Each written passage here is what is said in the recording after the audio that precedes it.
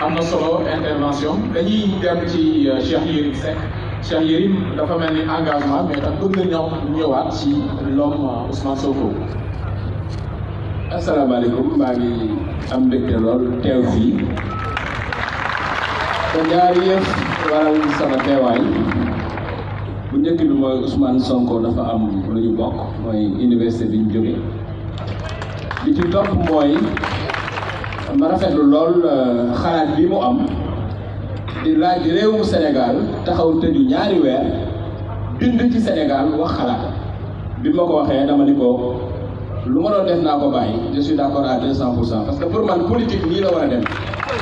parce que démocratie yi dem yëpp bu élection jubsee yëf yi du xastante du xeex du xuloo ku ne da ngay ñëw wax réew mi fan nga ko nar a jëmee Sénégal yi fi nekk ay mag yi jëmm lañ ñu am xel ñu déglu ñëpp li ñu proposé après ñu tànn man pour man lan laa gisee démocratie Ousmane Sonko dafa am ñetti question yu ma lay posé ci yow ci sa bopp ndax programme baax na lool waaye nit kiy doxal programme bi moo ëpp solo ndax façon programme bu nekk gis nañ ko Sénégal tey mais programme bu ne li ci ëpp solo mooy nit ki koy doxal dafa am ñetti question yu bu nga posé ci yow maa ngi gis ni yaa ngi am sikkim dégg naa ni it am nga ñaari soxna yoo xam ne ñoom ñëpp dañuy muuru doo bëgg a xam ba xam yow da nga bokk ci Sénégal ñi woowee Ibadou Rahman loolu mooy sama première question beneen bi ci topp mooy yow da ngaa bind ci livre bi nga bind ci ni soxna ci def leen naan rek li ma war a laaj moom faaw ma laaj ko parce que dañuy waxtaan te faaw yëf yi leer ci bopp réew mi donc moom kàddoom bañ a kàddoo ci am faaw ñu waxtaan donc Ousmane beneen bi ma lay laaj mooy yow da nga bind ci livre bi ne sax li lay fay comme député da nga ko xaaj ñeenti xaaj yëpp da nga koy jox askan wi ak ñi ko soxla ba bëgg na laaj beneen xaaj bi ci des nan ngay def ba fay ci ndox fay ci courant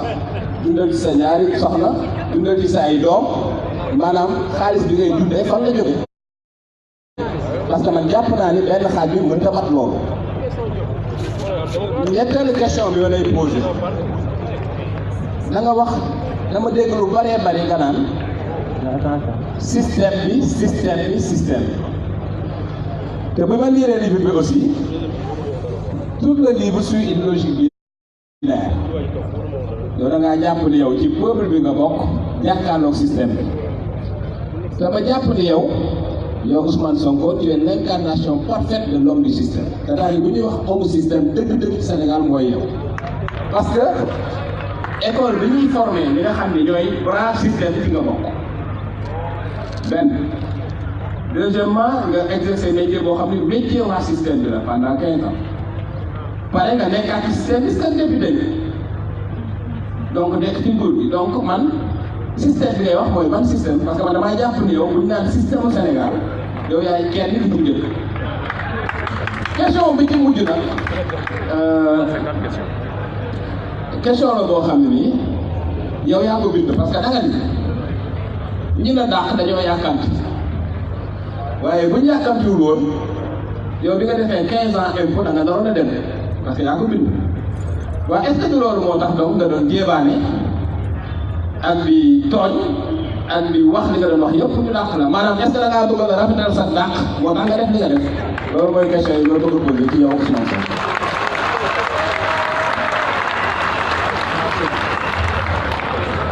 Cheikh Yérim jërëjëf man ñetti question yi wala ñeent la finalement dootul ñett am nañu solo ma feddali ni ñoo bokk université bu ñu jógee mais taxul ñu miinante ndax xamante wu ñu woon ca université boobu def naa bi ñu xamanteeg léegi su bëree bëri ñeenti weer wala juróom la def wala bi ñu njëkkee toog waxtaan nga laaj bi ñeenti laaj yoo xam ne bu ci njëkk bi defe naa Sénégal ba mu daj je suis le seul homme politique bu ñuy laaj lan nga ci wàllu gëm-gëm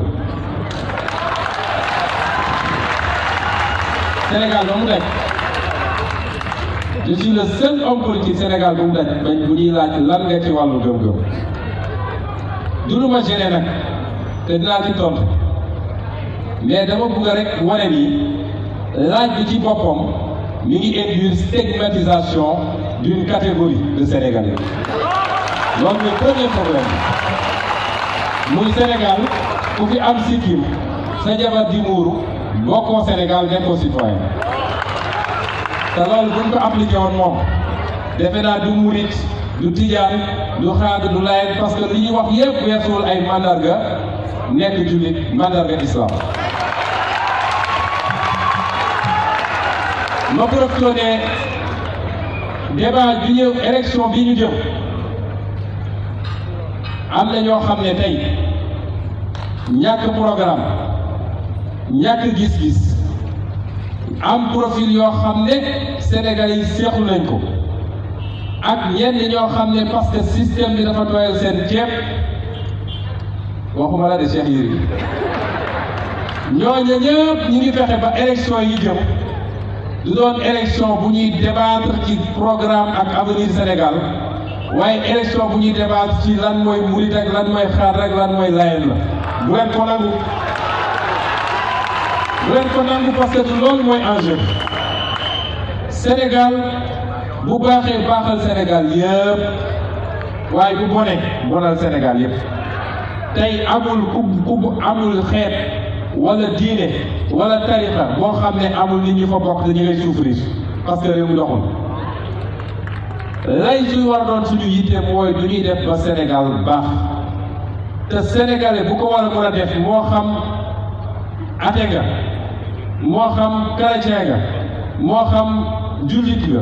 moo xam témoin de Jéhovah nga moo xam ci biir jullit ci tarixa bi nga bokk wala bii wala bokkoo fenn su dee sénégalais bii moo yor li ñu soxla ci xam-xam si njub ci loxoy set ak ci bëgg réew mi nañ ko teg ci bopp réew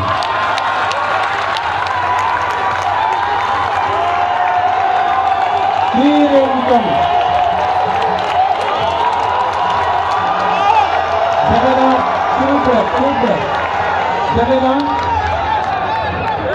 defe naa Cheikh Yérim mënoon nga sax mottali wax bi ndax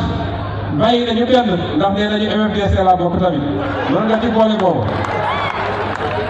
bu ñu demee nag ba ci réew bu ñu demee ba nit jàmmarloog système ñu dem ba mënaluñu ko dara ci wër nañu fu ne pour ut dossier fu ñu ko yóbboo dugg si barki dem boo Njaay la Aly Ngouille Ndiaye convoqué benn homme d'affaires naan ko dama bëgg nga wax ni immeuble bi Sonko moo ko moom waa ji ne ko duma ko wax parce que moomu ko donc bu ñu demee ba fu ne jaar nañ fa mënuñu gis dara ñu dellu toppat say tànk ci yeneen anam dugg ci vie privée gars yi gisuñu dara ñu ne léegi nañu fexe ba dugg ci li nga xam ne Sénégal musu koo xam mooy waasoo ak gëm-gëm Sénégal musul xam loolu mi ngi doog a bees ci Sénégal à ma connaissance tey rek la ñu commencé dégg ñu naan ethnie wala conviction religieuse nañu fàttaliku ni Senghor bu muy jiite Sénégal ñoom sëñ Fallou doon ko jàppale bokk ñu sax diine waxuma la ñu naan est-ce que ñoo bokk ay tarixa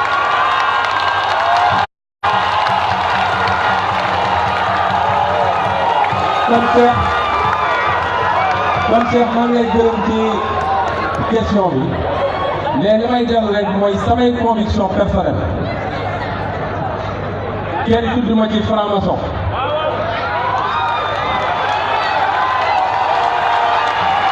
te yàlla xam na ni boo dindi woon franc-maçon ci classe ci système bi dara doon fi des kenn tudduma ci li may bañ a tudd te ñu bëri ci kenn musul ne Ousmane Sonko sàcc na fukki dërëm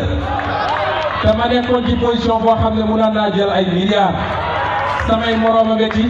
nekk di politique ci faneen waaye gis ngeen ay milliards lañu yor kon loolu mooy wu ñu war a jiiteel Sénégalais yi la ca des nag mooy maa ngi sant yàlla ndax fépp laa bokk bu ma demee Touba day mel ni sama kër laa ne ñu yaatal ma fa teral ma berde ma bu ma demee Tivaouane même chose barki de bi ma demee seeti sëñ Maodo daf ma gis rek laxasuma ne ma sama doom jaa ngi nii maa la bëggal sama xol te gisee bu woon kon soo liiree parti yu ma développé ci lool di nga xam ni man maay le prototype abouti et parfait du Sénégalais fépp laa ko nga ne ci ñaareelu question bi nga ne ci ñaareelu laaj bi lan laay dundee ma xamal la ci gàtt ni Cheikh Yérim tey jii may wax ak yow man agréé nañ ma expert fiscal gis nga sama premier dossier bi ma am en tant que expert fiscal la ma ca fort moo ëpp li ma doon gagné ci 6 mois impôt et domaine dama am sama cabinet expertise fiscale di liggéey aw ma ci ay milliards nag amaguma ko ci ndax bi ma installé léegi yàggul mais maa ngi sant yàlla te su ma xamoon teel koo def sax su ma xamoon bi ma defee 10 ans impôt et domaine laay dem sama yoon kon man bëri na lu may def man du ma yaafus ñàkk rek laa mos a xam dañ ma teel a yar ci liggéey jàngal ma liggéey kon gis nga salaire mooy lu gën a tuuti man à la limite léegi jàpp naa ni fonction publique daf ma doon bloqué parce que nit boo amee potentiel am détermination am envie toog ci bureau suba ba ngoon jot ngoon nga fayeeku da lay bloqué ñi koy def nag am nañu mérite waaye tey maa ngi def activité yu bëri maa ngi def ay conférence maa ngi animé ay séminaire li may def dafa bëri demande bi sax mënu ma ko gérer te maa ngi sant yàlla maa ngi fon maa ngi yor sama njaboot ci loolu la tax nag bi ma falee député ma ne salaire bi xaaj naa ko ñett lii jox naa ko pouponnière de Kaolack lii jox naa ko les femmes transformatrices de Casamance parce que yéeg-yéeg la woon foofu yëpp dama faa jaar gis liggéey bi gis coono bi te man aw ma ay milliards yu ma leen jox yéene laa am ak gis-gis ak programme ak suma askan bi wóoloo ba fal ma en attendant ñuy egg foofu nag sama yéene rek laa mun a am lu tuuti li ma am ma ne naa ko séddoog ñoom réglé wul lu bëri ci ñoom waaye yéene googu laa am moo tax ba ma ko amee dem ubbi sama compte ñu fay virer salaire bi ma signé virement permanent pour que weer wu ne bu assemblée viré nañ leen viré lañ leen war a jox mu am lu leen jëriñ loolu rek la woon. alors définition bi nga am ci système bi nag Cheikh Yérim vraiment dëgg yàlla nag ak ni ma la xamee ci xarañ raccourci bi nga def ci définition système moom bett na ma vraiment xam naa la xarañ la torop ci analyse mais fi mu ne nii da nga def benn cliché ci système gis nga système bi wax naa ko fii dafa gën a yaatu loolu système bi boo koy analyser diñ ci fekk homme politique diñ ci fekk technocrate diñ ci fekk homme religieux diñ ci fekk patron de presse diñ ci fekk homme d'affaires diñ ci fekk des intérêts étrangers c'est ça le système ci yooyu ma tudd yooyu yëpp nag wax moom may wax communicateur traditionnel te lañ bokk sax ak yeneen rek mënuma lim ñëpp dañ ko fekk ay chef lan moo tax tey Tabaski ak Korité mu am ay imam yoo xam ne nee leen xaala rasulullah ñu taxaw naan lu tax Sonko divulgué ay secret professionnel système bi la système bi dafa gën a yaatu li nga wax mais gis nga composante yooyu yëpp ma tudd tam am na ci anti système bi moo tax soo jàppee ne ku nekk haut fonctionnaire rek système bi la loolu c'est un raccourci haut fonctionnaire c'est servir son pays da ngaa jàng mais ñu la ko de nommé wuñ la da ngaa jàng ba am sa maîtrise ñu ubbi concours réew mi soxla nañu ay nit yuy liggéey pour dajale alal pour réew mi soxla nañu ay nit yoo xam ne diplomate la ñuy doon représenter réew mi feneen soxla nañ ça c'est le bras administratif de l'État c'est des gens qui n'appartiennent généralement à aucun parti nguur gu ñëw fekk leen fi nguur gu dem ba leen fi ñooñu mënuloo leen boole ci système bi yaa ngi tooñ fonctionnaire yu bëree bëri yoo xam ne tey ñi ngi mener des combats énormes ci biir pour contenir les méfaits du système. Soo jàppee ni le seul fait d'être fonctionnaire fait de toi un système, un an du système, je crois que c'est un raccourci extrêmement simpliste. Système bi su ñuy wax système bi d'abord c'est par rapport à une pratique de la chose étatique et une pratique de la politique. Nous foofu la ñuy identifier système bi. Une pratique fondée sur la prédation, la corruption, pratique boo xam ne yéen déggal ko ci kàddu yi sàcc alalu réew mi parce que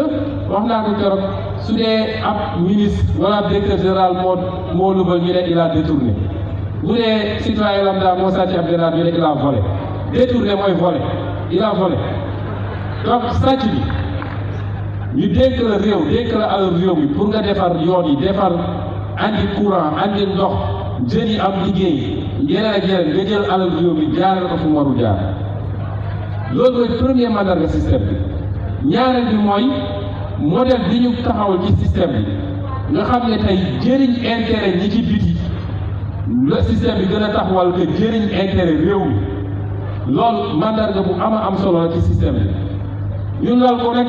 ci li gën a garaaw mooy incompétence notoire ak ñàkk patriotisme mooy ñàkk bëgg sa réew loolu la ñuy woowee système bi ñi bokk loolu yépp te di yëngatu ci politique wala di yëngatu comme acteur privé ma ne la système bi am na ay patron de presse am na ay hommes d'affaires yoo xam ne bis bu ne ñu jox leen lu ñu leen warul jox à coup de milliards ñoom ci système bi la ñu bokk am na ay jeunes yoo xam ne peut-être simple étudiant la ñu xamuñu sax lu xew waaye da ngeen utiliser di leen dawloo di leen defloo yeneen ci système bi la ñu bokk c'est ça le système dont on parle mais jàng toll fa war a defee concours def concours ñëw servir le pays loyalement man en 15 ans d'impôt j'ai mis des milliards dans les caisses des États musuñu maa jox fukki dërëm bu ma moom je ne suis pas membre du système kon ça c'est un raccourci système bi du ENAM système bi du impôt et domaine système bi du et cetera. Le jour où on aura un bon système le jour où on changera de président am un bon président da nga foog ne day tëj ENAM wala mu dàq fonctionnaire yëpp parce qu'ils sont du système ñoom ils ne font qu'appliquer les politiques qui ont été déterminées par ñi askan bi fal bis bu ñu amee président bu def de bonne politique orienté leen ci bi dem liggéey yi ci baax ci ñoom kon mënuma d'accord ak analyse bi nga def ci système bi alors provocation pour quitter non je crois que bien avant ça déposé woon na ñi xam nañu te dama bëgg ñu jox ma détachement ma dem defi leneen ñu ne duñ ko fi def boobu c'était en 2015 un an bi ma commencé politique def un an la bul fàtte ni août 2016 lañ ma la jël léegi est-ce que dama waroon a man ralentir sama activité politique parce que simplement fonctionnaire la ou bien ni ma yéegee politique ak ñi ma àndal dama ak li nga xam ne mooy li ñu parti dama ko war a incarner dama koo def li ma ko war a defee su dee nag Sénégal soo doonee haut fonctionnaire sa statut général ne la am nga sañ-sañu def politique ñi bu la gëmloo ni soo buggee def politique demal ci nguur ga waaye bu dem opposition tey Amadou Ba inspecteur des impôts la ni man Mamour Diallo inspecteur des impôts la Abdoulaye Daouda Diallo inspecteur des impôts la keneen ak keneen bis bu la ñu gën a taxaw ne Macky moo gën a rafet ci Sénégal moo gën a jekk moo ëpp xam-xam man may inspecteur des impôts su ma nee Macky gënul rafet ci Sénégal bi daa xam loolu mooy débat bi ñu war a poser mais su ma nee man amoon naa yéene dem loolu bien avant mooy dugg politique ba may nekk ENAM déjà ñi moom ñun dëgg dañ doon toog di waxtaan xaw ma ndax Ablaye Niane mi ngi fi ñun suñu promotion ñaari direct la ñu woon ñaar ñëpp dem nañu sax Ablaye Niane ak man mi dañ doon toog di waxtaan ma ne ko saa yi man fii du sama place quoi man daal je ne me vois pas dans l'administration mais dinaa ko expérience dinaa liggéey dinaa et cetera mais am na fu muy toll dañuy dem suñu yoon donc ça n'a rien à voir avec une provocation pour et si c'était le cas it ça veut dire que waa ji ñu jàkkaarloon tuuti la ndax jox dama kon li ma bëggoon donc loolu laa mën a tontu Cheikh Yérim par rapport ak ñeenti question yi nga laaj.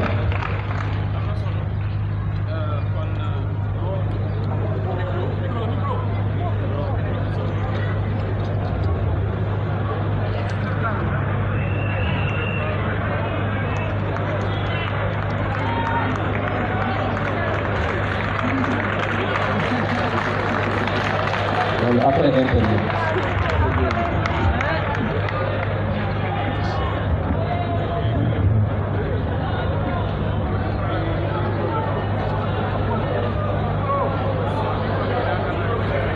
Sonko, il a un public discipliné, franchement. Mais il a un public discipliné. Ce gars-là. Ça me rappelle, man daal fi jotaay Serigne Cheikh rek la may jox ak Serigne Moustapha Sy. Donc gars yi militants yi discipliné, franchement. Militants très discipliné. Weñ sax buy naaw président instant yi mën nga koo yëg. Allô.